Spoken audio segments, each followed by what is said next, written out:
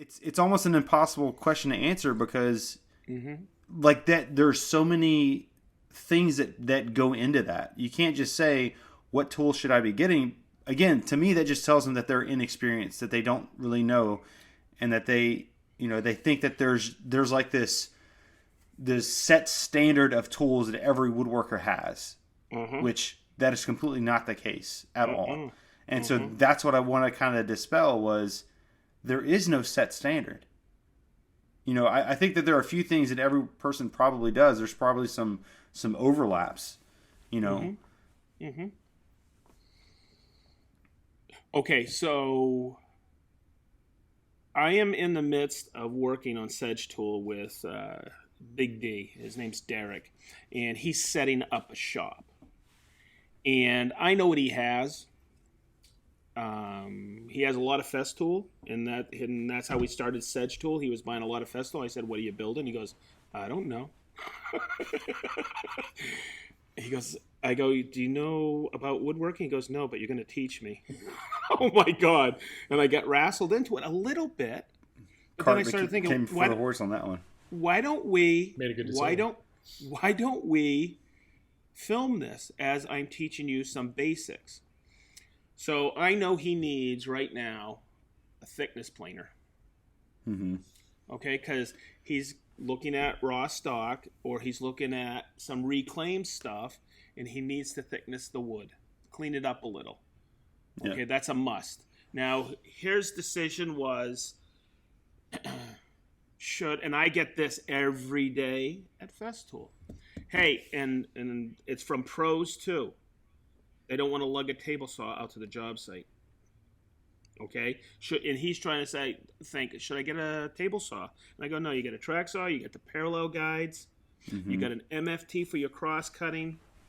Okay, and I didn't mean to take this right to Festool, but he doesn't need that. He's got really limited space, and that's the other thing. When somebody's setting up shop, what space are they in? Okay, so it can be tough sometimes because you got to know that, and you're right, Ben, that individual. You got to Mm-hmm. know what they have already, what they're looking at. So my next thing for him was, hey, get a thickness planer. Now for me, I have a thickness planer, okay, but the one thing I was missing in my shop here at the house that I really needed, and I missed it from my other shops, okay, because I have everything else, okay, is I needed a bandsaw. And I did a ton of research. So when to get back to the question is new tool purchase, I coach everybody. Do your research, do more research, and do a lot more research. Okay? Ask questions of people. Reach out to people you can trust on Instagram. Okay? Say, hey, and I think that's one of the things that maybe we were getting around about is it a new tool overall or a decision between what size of bandsaw for me or what brand The of comparison bandsaw? question. The Comparison comparison question. Hey, what Yeah. are you using in your shop? I need to know. And what are your thoughts on this? Yeah. That is a more specific question that you can give a specific answer. Mm-hmm. It's just that general, what tool should I get next? It's like, I can't answer that. Yeah. And that's a tough thing is neither can they. Yep. And that's why I wanted to talk about it because I'm 100% positive that there are so many people out there that are, like I learned woodworking through YouTube. I have zero formal training whatsoever. Everything that I know how to do with woodworking, I learned by watching videos or consuming content. And so it's very overwhelming when you're first starting out and you see these very influential channels or maybe channels where they're making really good stuff and you see, behind them an entire shop full of tools and you're just thinking, I have to get all that to make stuff. And like, you don't, So Jason, so Jason, and I know that you get that question a lot. How do you respond to that question when you get it? I mean, I can answer the question for him. And I have a video about this on my YouTube channel. I actually did a video specifically about this topic, which is why I'm actually excited that you picked it. It's one of the most common questions I get. I agree with everything you guys said. Everything. Ditto to all of it. But I can answer it for him, right? And I thought about this for a long time, and I finally got to the point when somebody asks me what tool should I get next, and usually I get messages and this is what the message says. Hey, Jason, wondering if I could get your advice. I currently have a shop, and I now have a table saw, a drill press, a jointer, a track saw, blah, blah, blah, blah, blah. What tool should be next? Which, in my opinion, like you guys, I think it's an absolutely ludicrous question. Yeah. I think it's ludicrous. But that tells me, but I understand where they're coming from because I was there.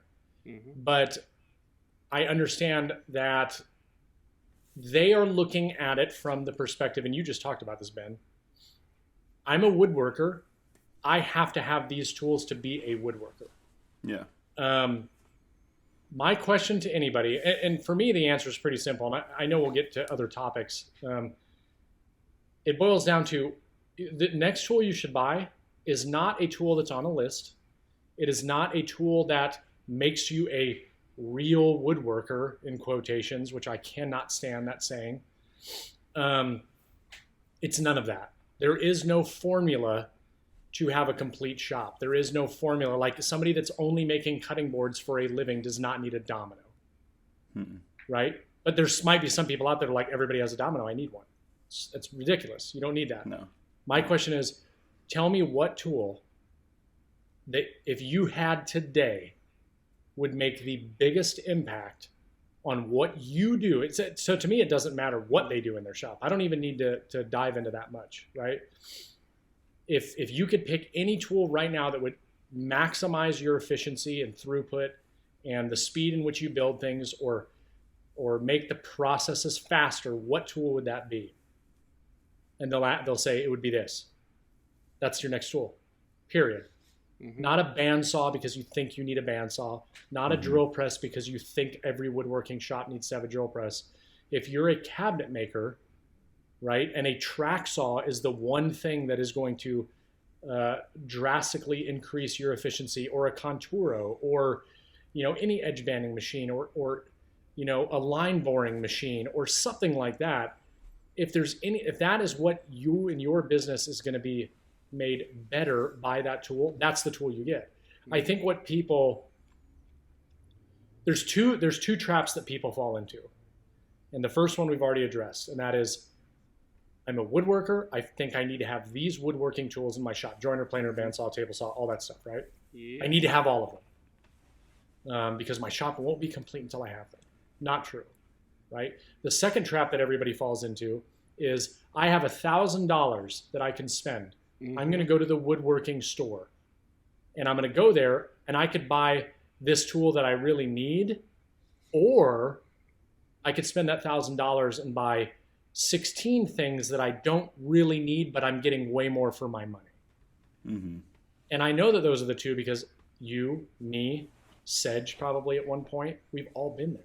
Mm-hmm. Mm-hmm. I can't tell you how many times I've gone into a Woodcraft or a Rockler or Highland Woodworking, and it was like, okay, I need this, but man, for that same money, I could buy this sled and this set of drill bits and this sandpaper and these dominoes and this finish. I mean, you've seen it, Jason, at the Festival Factory. They sprinkle cocaine inside the cisterners before they ship them out. And that's why it's a problem. That's why I have all they smell so good when you open them up. That's right. You smell like, oh my God.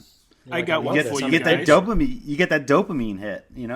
I got one for you.